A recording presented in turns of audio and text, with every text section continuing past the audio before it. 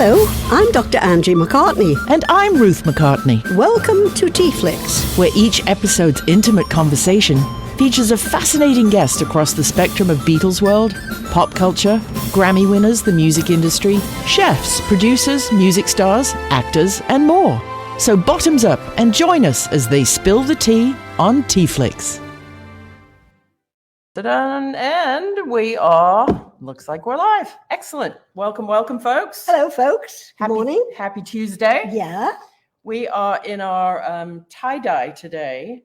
And I just was mentioning to our esteemed guest that we are being hippy-dippy because he is nitty-gritty, you see. So I'm going to tell you a little bit about our guest today, who is just an incredibly accomplished and accoladed musician. And his new project, which is primarily what brought us together, is called The Newsman. And it is a spoken word project, which is fascinating. He'll tell you all about it. And it's up on for your consideration for Grammy viewers and Grammy voters. So John McEuen was born in 1945, and he's a founding member of the Nitty Gritty Dirt Band. He's a multi-instrumentalist, plays banjo, guitar, mandolin, and fiddle. And he initiated the landmark album, Will the Circle Be Unbroken, which is an absolute classic. It's in the Grammy Hall of Fame and also the Library of Congress. Wow. John has produced numerous award-winning projects, earning multiple Grammys, CMAs, and ACM awards. And his career spans over 11,000 concerts, and he's still on tour, and numerous television appearances. And in 2017, he was inducted into the American Banjo Museum Hall of Fame. You can find out more, of course, at johnmceuen.net. But without further ado, let's bring him on. And here he is now. Hello. Good morning, John. I'm tired after you Exhausted, yeah. Absolutely. Well, thanks for joining us today. Well, like I said to my mom, thanks for having me. Oh, That's great. So like I was saying, we got lots of folks coming on from local here. Paul and Sammy's in Atlanta. Elizabeth's in Pennsylvania. Joanne's just up the street. So hi, gang. The gang's all getting here. Yeah. Because this is primarily you and I met through Janet Robin of the Incredible String Revolution.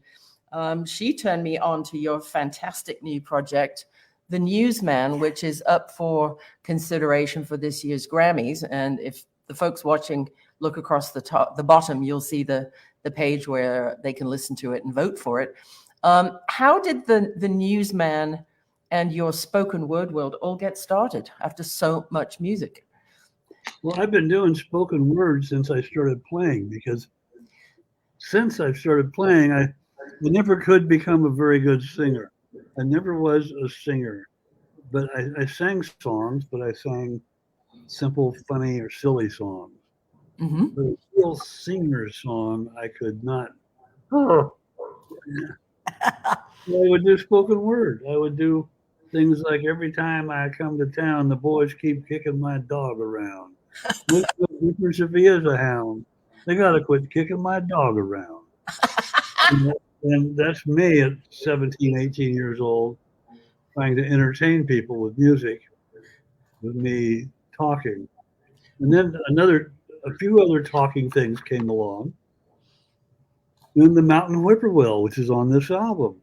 Right. And that became a mainstay in the show with the Nitty Gritty Dirt Band for 30 years.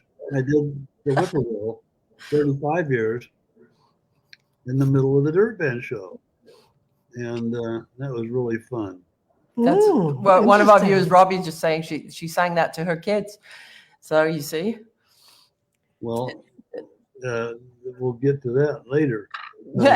Yeah, I did this, and I did other talking songs, talking blues stuff. Talking blues has been around a long time. Yeah, sure. Blues, whatever, a recitation. It's hard to decide what it's called, but it's like from Devil Went Down to Georgia to King Tut. Yes. The Steve Martin, the Dirt Band, by the way, was the group on King Tut. I did not know that. Oh, really? Quite. Yes. We were called the Toot Uncommons. Oh, and of course, that was the. But Big Bad John, That's right. Yeah. One of the cuts on this album, Fly Trouble, which was done by Luke the Drifter. Luke the Drifter was Hank Williams Sr. Oh, really? No. Boy, And you're he liked to do talking songs. Yeah. wow. He liked to do them under the character Luke the Drifter. Oh, How interesting. Yeah. you're spilling the tea today, my friend. That's for sure. How did you come to meet Steve Martin? What circle was unbroken to put you guys together? We were both looking for work. We were trying to get a job at 16 years old Oh, in the magic shop in Disneyland, and hanging around the park, in the park. And I remember the day we got the job. I celebrated by having a tuna sandwich at Tomorrowland. Hooray! how big deal. Woohoo. Yeah, woo! You're right. Woohoo. I just had money to pay for the sandwich and a Coke, and I went and did it. And Yeah. I was ready to make the big money at the magic shop, $1.15 an hour. Wow. Every hour they give me $1.15. What did the job entail? I mean, were you both auditioning as banjo players, or was it just a happenstance that you both happened to play the banjo? We had to do magic tricks for people that wondered what they did. We demonstrated the magic tricks all day long. Oh, All day long, which Every- means you do as I like to work 12-hour days. So that was one time I put in 92 hours in 1 week. Oh, jeez. wow! You were rolling in it. That was $100 a week. No, 123. There was overtime. Did you have 2 tuna sandwiches? I celebrated by filling my car up. Yeah, well, you couldn't do that now with $112. Yeah. So that was Steve and I were working in Disneyland, and the music came along a year and a half into that. And I started showing him things he could play on the banjo, and he started learning them. Wow, he's a pretty good banjo player. He's not bad. Oh, he's excellent. Yeah. He's got perfect time, and he's excellent. Good. Yeah. Coming from you, who's a banjo Hall of Famer, that's quite the compliment. I would suggest. Well, his banjo album won a Grammy. That's That's true. right. Yes. That's true. It did. So it must not suck when it's weird. I did an album with banjo on it a lot, and I didn't win a Grammy, but it's okay. It was a good record, and I produced his banjo album, songs for the new songs for the 5-string banjo. Yep. That's crazy. Oh, you know, wonderful. John Lennon started out on the banjo. His mother, Julia, taught him to play banjo first before guitar. So I've heard that. Yeah. Mm. Little tiny tangential Beatles connection there for you. Paul had to teach him his first early guitar. Well, no, not Chords. necessarily. Well, Yeah, so it's some they of say, the difficult chords. I mean, Yeah. John was already playing in a band when Paul met him, but Yeah. some of the blue chords, you know, not your C, F, and G's and all of that stuff. Elizabeth is asking, what's your favorite magic trick? Look the way she spelled magic, naughty girl. It depends if you like cards or certain card tricks. If you like, I should have one here, but I don't. If you like ropes, there's good rope tricks. If you like napkins, Yeah. here Yeah. you go. This Yeah. is featuring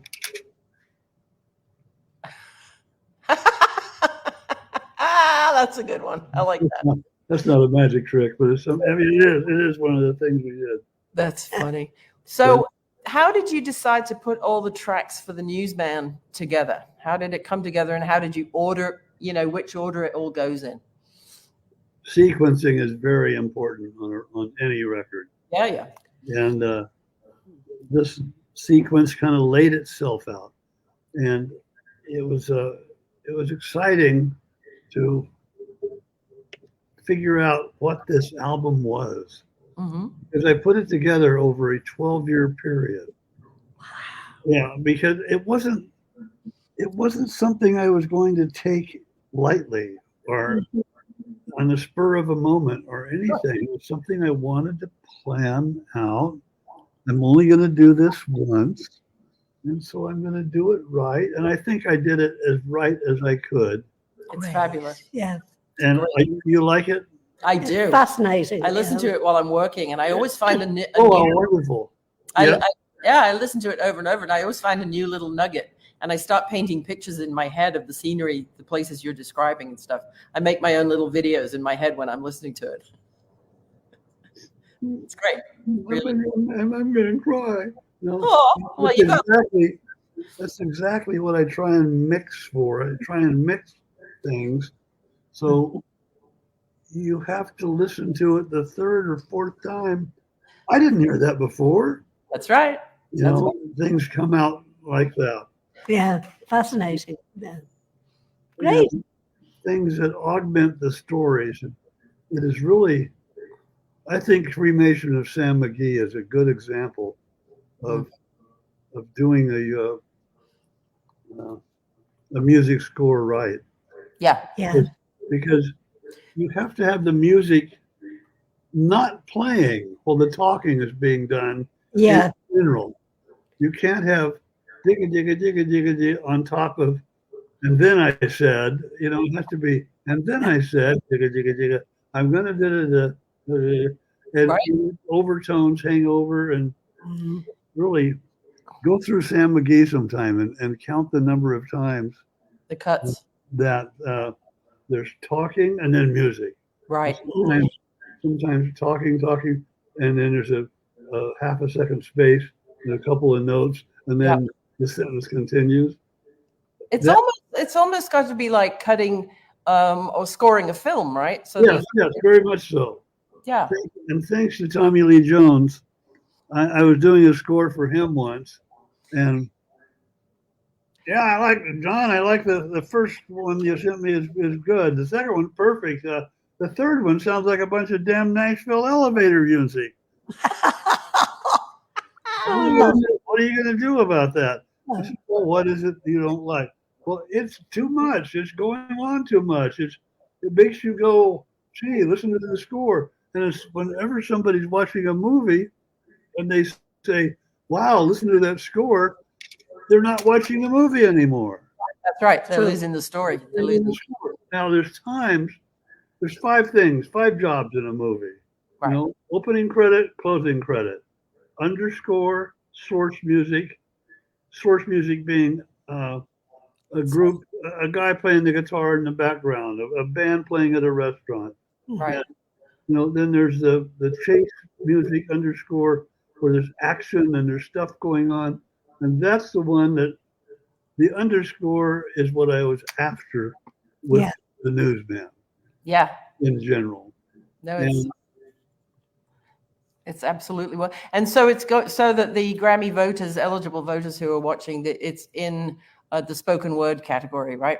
Spoken word audiobook category for 2025. I know voting doesn't open until later this year, but please look across the bottom and see the URL at fyconline.com where you can go see it. So let's wind back to the beginning now of you're 16, you're working at Disneyland, you're showing Steve Martin, name dropper, stuff on the banjo. How the heck, and you've told this story 1,000 times, and I'm sorry, how did the Nitty Gritty Dirt Band come about, and where did that fabulous name come from?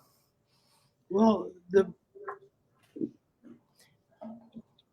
Les Thompson and I had started a bluegrass group that lasted about 9 months, 1964 and 5. Then I went off and played with a couple other people. And then Les, at the end of the next year, 1966 in the middle, Les called me and said, hey, come join this band I'm putting together at the music store. And the music store being McCabe's Guitar Shop in Long Beach. Oh, in Long Beach, okay. Oh, yeah. Around. It wasn't bigger than this studio, but there was a coffee table and kids, us. I was the oldest. I was 20 years old. Big deal. Yeah. Les was, he'd made it up to 17 by now. And let's see, a couple of them were 18, one was 19.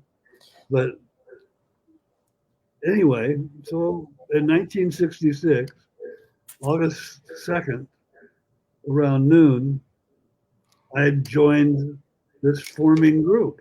1 o'clock. It was 1 o'clock. You're not one of those people with one of those memories that if I say a date, you know if the Yankees won or what you had for lunch, are you? No, but I remember a lot of things thanks to my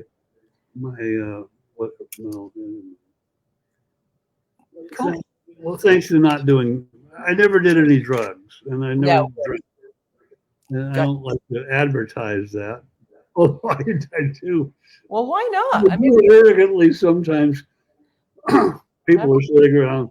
If this is a bunch of musicians, and I've been sober for 8 years. Well, I've been sober for 11, and I go, well, I've been sober for, let me think, 78 years. That's a record. Yeah. That sounds arrogant or something, so I don't do it.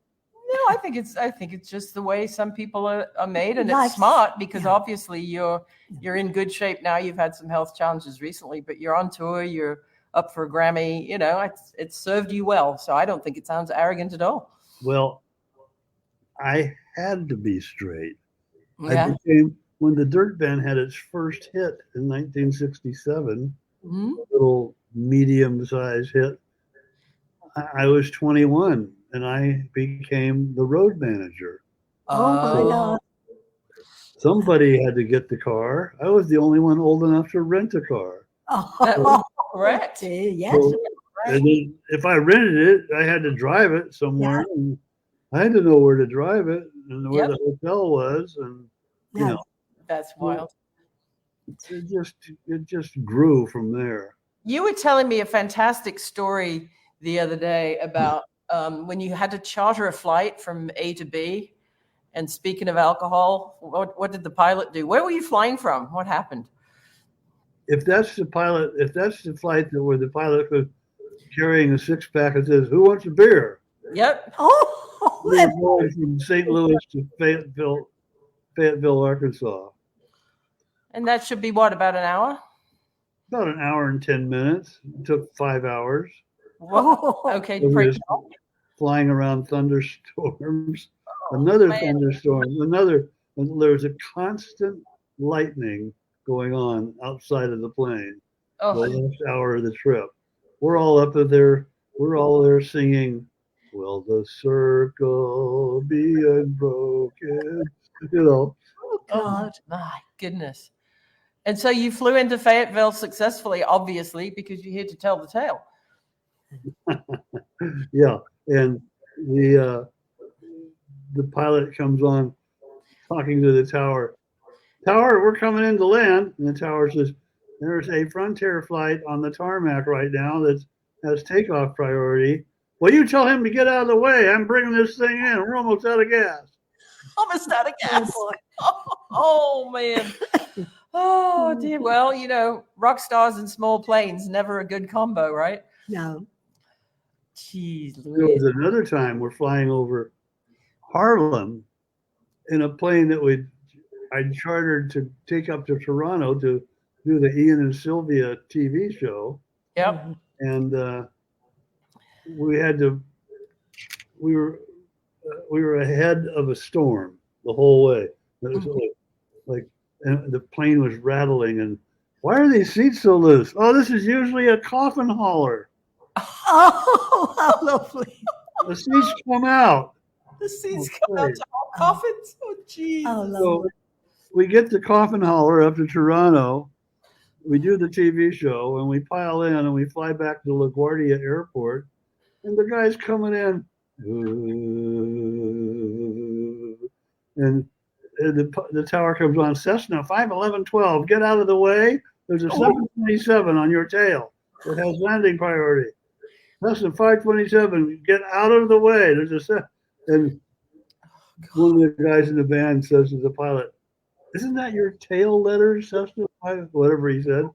"Yeah, get out of the way." And it's like, here's his little plane is going along, and he's going like, along comes this Oh my goodness. He dove right in time. He dove right over Harlem. I'm looking right at Harlem going, oh no, I'm gonna fly in Harlem. Oh my goodness me. Robbie's just saying, yeah, great. Now you tell me. Thanks Yeah. for the heads up on the 747. Yeah, and anybody who's flying today. Golly. Yeah. Oh my. Anyway, It's all in service of music, babe. You made millions of people happy, Yeah. and you still do, which is fantastic. I So- was very interested to read that, you're quite a prolific author as well as a musician. I mean, who has the time to do both? But you've obviously done it from way back, haven't you? Tell us about your books. I like doing all parts of it. Mm-hmm. I even like it. It doesn't even bother me when my guitar doesn't make it. Oh, really? If I'm on Delta, it'll show up. Yeah, I don't think. And it'll show up on time. Yeah. I've flown 2 million miles, 3 million on Delta. And last year they gave me a little plaque about a little statue about this big. Ah, Right. yeah. It says, "Welcome to the 2 million miler club." Oh, Right. Well, it's been more like 3, but I was interested in what about The Life I've Picked? that's a fun book that I wrote. It took me about 10 years. Yeah. I'm not very fast sometimes. Mm. But I had a bunch of stories, a stack of stories. Yes, I'm sure. Here's the stories of Leon Russell. Here's the stories of Mickey Mouse. Here's the story. And I had them all. Yeah. They were Steve Martin, being a lifelong friend, he helped me a lot here. He said, "You've got a book here, but it's not a book. Yeah. It's a connection story. I get lost on the timeline. It jumps back and forth. Yes. Put it in a timeline so I can follow along." And so I did. And he said, "You ought to edit out the part about Little Rock Connie, where Little Rock Connie comes backstage and says," I had her do this instead of what I had said in the book. She went just, "Nice, aren't they?" Surprise. No, she just said, "Nice, aren't they?" But she said, "Nice, blank, aren't they?" Oh, I see. And I filled in the blank. Now. You shouldn't say that. That's going to turn people off. Oh no, I think funny. it'd turn them on. I think that's But for her to just go, "Nice, aren't they?" and then put my hand on one of them, it's like, Little Rock Connie was quite an act. Was she? Sounds like. She was last night in Little Rock. We were doing our act. Connie had the whole band. It's a natural fact. Oh, see. She was the world. Where she is now. She's dead. She died. Oh, dear. Did she? With a smile on her face, I bet. Yeah. Hopefully. Smile on a lot of faces. She wanted She wasn't part of the Plasticasters, was she? She got into Esquire magazine though. Okay. That's I wild. don't remember her last name, but anyway. Little Rock Connie, I will have to go and look her up. That's for dang sure. Yeah. That's just crazy. So did you always get along? Actually, Charlie, our friend in Florida, is asking, how did you like working with Michael Martin Murphey? Murphy was a great guy, a good songwriter, and good guitar ideas. Good lyricist and melody guy. He was great to work with. But before the Dirt Band, I was in a group with Michael Martin Murphy, and there were 4 of us. As him and his buddy from Texas, who was also from Texas. Yeah. And me and another guy, and they called it the Texas Twosome. Yes. And it was a 4. So that only lasted about 6 months, and finally, I'm part of the Texas Twosome. Oh, who's the other guy? Oh no, there's 3 other guys. The other 3. Oh, how lovely. Oh well, thank God he wasn't a math teacher. Using. And anyway, I played on 4 of his albums, and that was really fun. Cool. Sammy, who does all things for Edgar Winter digitally online, she's based out of Atlanta. She's just looked it up, and Connie Hamzy was her name. Little Rock Connie was Connie Hamzy for those who care to know. Connie Connie Hamsley, Hamsley. okay. So now we know. Mhm. Hey, did you always get along? How was the relationship with the Nitty Gritty Dirt Band? I mean, you guys lived on a bus, on a plane, and you were practically, it's like a marriage, isn't it? When you're with a band, I mean, a platonic marriage, let's just say. But there must have been days when you just want to strangle each other. Or weeks or months. It's gone very quiet, have you noticed? There was a time in the last year or two, about 2 a.m. on the bus, we're going down the road, and I said to one of the guys, it's funny how there's certain things we can't talk about, isn't it? Oh. And he goes, yeah. And that neither one of us will bring them up, right? No. Yeah. Huh. Well, good night. That's wild. So you would have really differing opinions about certain things, but still be able to just go and make this great music. I think that's remarkable. Mm-hmm.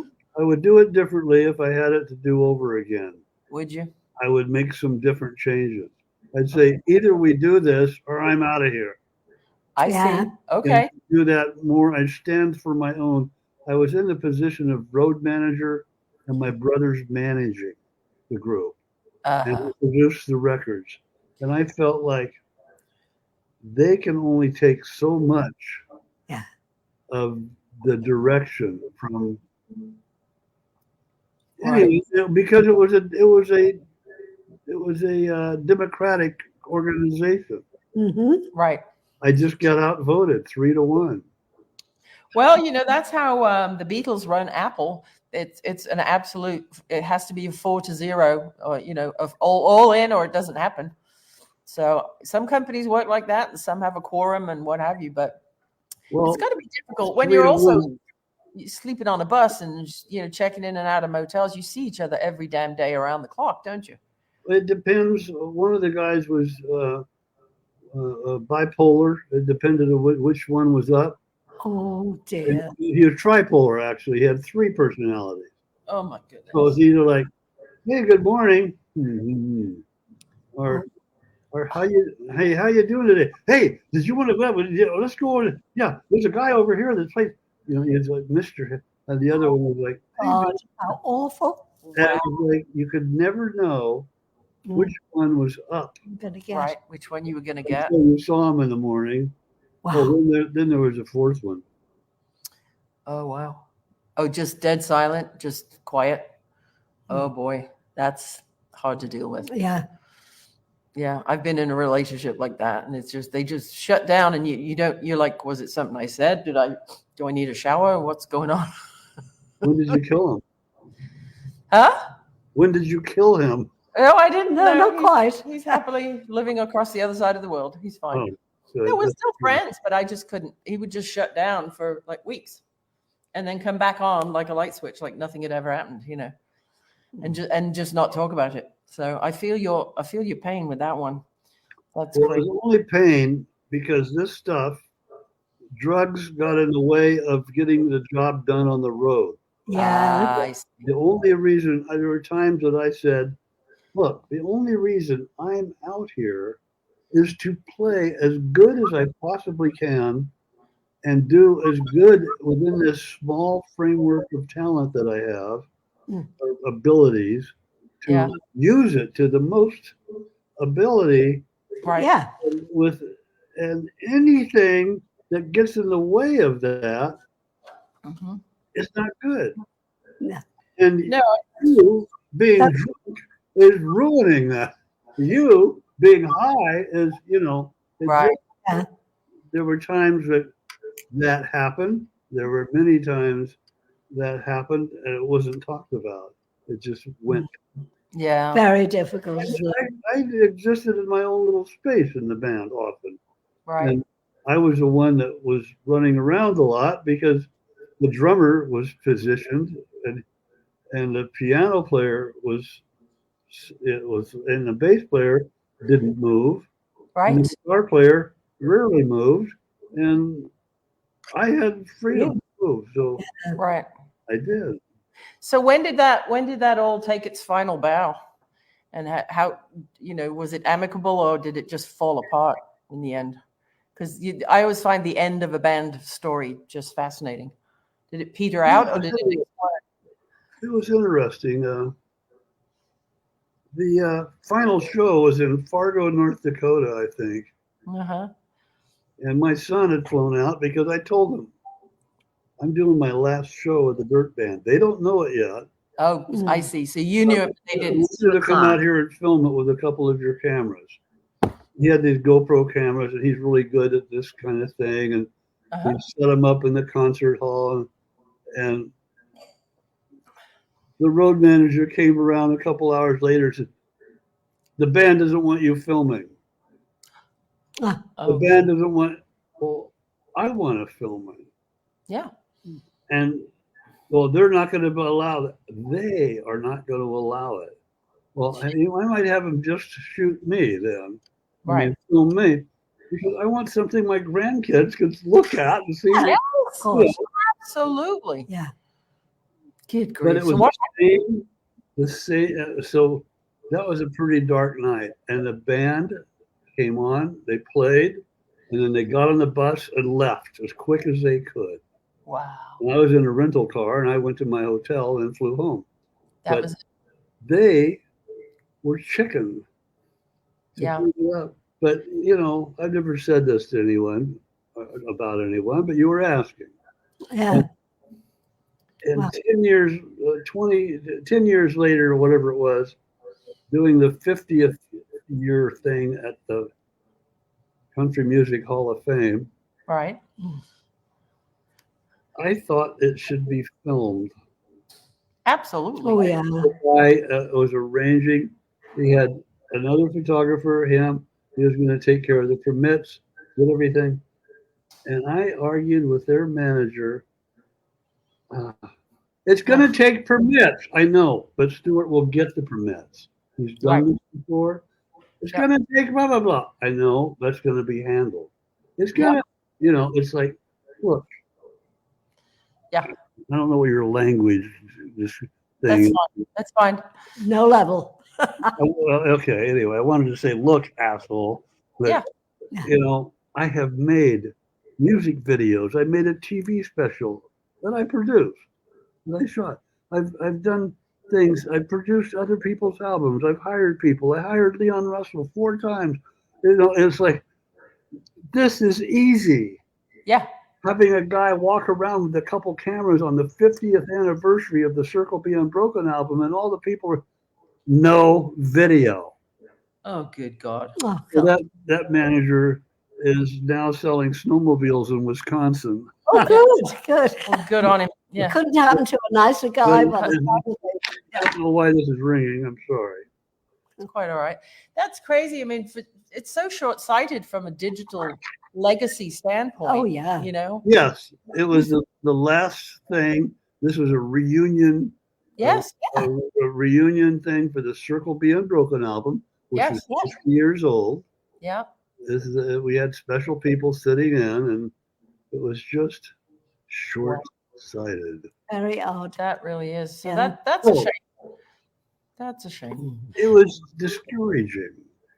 Oh, at least, to say the Discouraging. least. Yes, I would put a couple of F words in front of that, probably myself, but that's just me. You can take a girl out of Liverpool, but you can't take the Scouse out of the girl, So I guess it's been much easier, obviously being a solo artist and author, and you are just in charge of your own destiny, right? You can do what you want when you want, and you don't have to deal with all this other crap. Yeah, pretty much. It's if it's something sucks, it's my fault. That's right. Funny. So I'm just looking at your website here too, and you're coming up in August. You're going to be in Durham, North Carolina, Black Mountain, Yeah, it's the day after tomorrow. Yeah. Yeah. Helen, Tennessee, Berthoud, Colorado. Don't know how to pronounce that. I'm birthed. Berthoud. Okay. Yeah. Berryville, Virginia. Hot Those Springs, dates in North Carolina and Tennessee, I'm going to have Danny Nicely and Brian McDonald with me, along with Les Thompson. Oh, great. Les Thompson the original bass player. He and I have been playing together for about 8 years. Wow, that's fantastic. And so Hot Springs Village, Arkansas, Duluth, Georgia, Nashville, Tennessee, Minnesota, Wisconsin. You could buy, I know a guy up there who could sell you a snowmobile when you're in Green Lake. Bartlett, Franklin, and Livermore, California. So you are all over the shop, my friend. Oh, Livermore's back in? Yeah, well, it's on your website right now. It says next year, May 16th, 25. Oh, okay, fine. The almost famous wine festival in Livermore, California. Yeah. So all the way through next year. That's great. It is. Do you have a special regimen or diet or thing you do for stamina? I mean, you just admitted to being 78. How the hell do you get it all done? What? Don't wind me up now. I know you in the meantime. Did you hear the bell for the fruit cup? The bell for the fruit cup. No, I've got some room temperature apple juice I can sell you. I don't know. I never did drugs, and I've said that before, and I usually don't say it, and I don't drink, and I can't understand why people pour alcohol in them when something that'll run a car, you know? Yeah. That's why I'm still going, and I'm nearly 95. What, you run on alcohol? She runs on, but it's non-alcoholic wine. You see, that's the secret. Everybody thinks we're knocking it back at 11 in the morning, but it's this FRE. It's called. It's alcohol removed Chardonnay, but it just looks festive, you know. We pretend we're. Yeah. You don't look a day over 94. Thank you very much. Would have been her sister's 100th birthday. Yeah, today. my sister was born 100 years ago today. She's gone. She's already gone, but I'm not going. I'm having far too much fun. Yeah. Yeah. And writing books, and also going in the poetry spoken word category with her limerick book. So yeah, I'm building pages for both you guys this year on fyconline.com. Oh, great. Fantastic. Well, this has been Debbie's just saying, so smart, no alcohol or drugs. Everybody agrees. So that's your secret, and you just keep breathing, I guess. That helps. Yeah. I'll tell you what else helps, John, a good sense of humor. Oh, yeah. And you've obviously got one of those. Oh, well, that really cracks me up. Oh, good. I'm pleased to see. Well, anybody who'd fly in a small plane twice with the same band and expect a different outcome, you have to have a good sense and a pilot that said, anyone want a beer before you take off? Yeah. Oh, my Lord. So seriously, that pilot showed up with a 6-pack of beer? You're not winding me up? Oh, my Lord. Oh, I'll just get the bus. Yeah. I'll wait for the bus. I'll walk from here. Thank you very much. Oh, my God. That's wild. Well, as our regular audience will know, every week we honor our special guest on TeaFlix with their very own limerick, because she is the limerick lady, and we've obviously gone for the cheap laughs today with the rhyming. Limerick time. Yes, Sammy, it is indeed limerick time. Elizabeth, all of you guys. So if you are ready, you are about to be limericked. Are you ready? Yes. And a 1, 2, 3. Today's guest was ever so witty, and not at all nitty or gritty. So thanks for the fun. Now our TeaFlix is done, and we'd like to say thanks. Oh, so pretty. So there you are. Thank you, John. It was lovely. It was absolutely wonderful. And best of luck with the Newsman for your spoken word Grammy 2025 entry. And all of our people who are Grammy voters, head on over to fyconline.com, and you'll see him right on the front page, and also johnmcEwen.net, which you'll see all of his gigs all the way through May 25 of next year. We'll have to try and get to one. So everybody, there's a bunch of people saying thank you for their blah blah blah in my life, and thank you for this.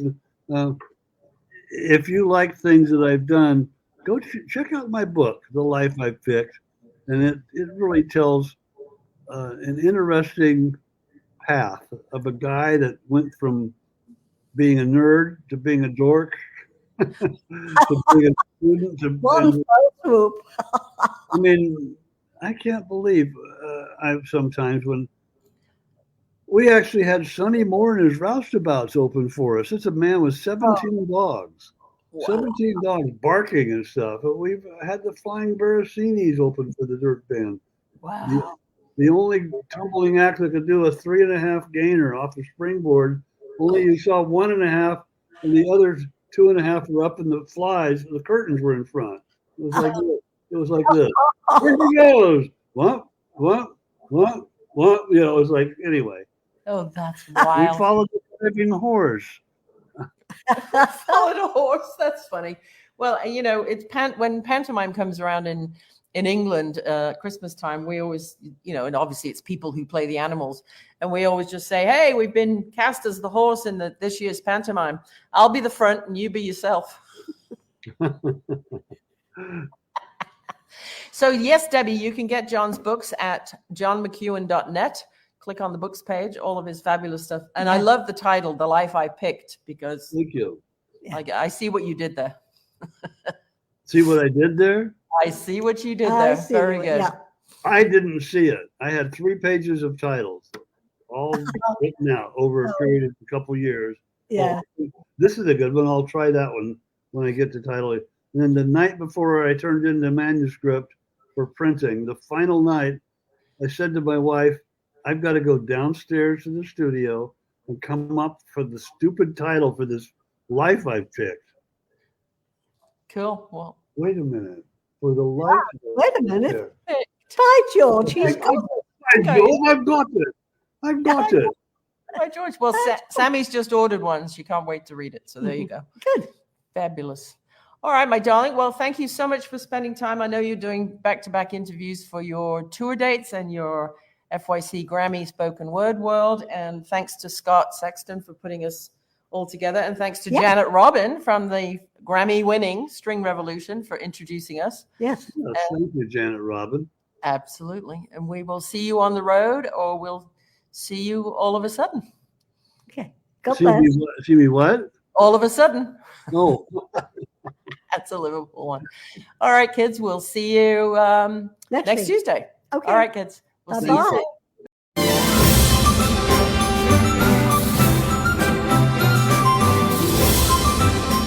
Thanks for tuning in to TeaFlix, and check out Dr. Angie's books, Organic Teas and CBD, at mrsmccartneysteas.com. Toodle pip!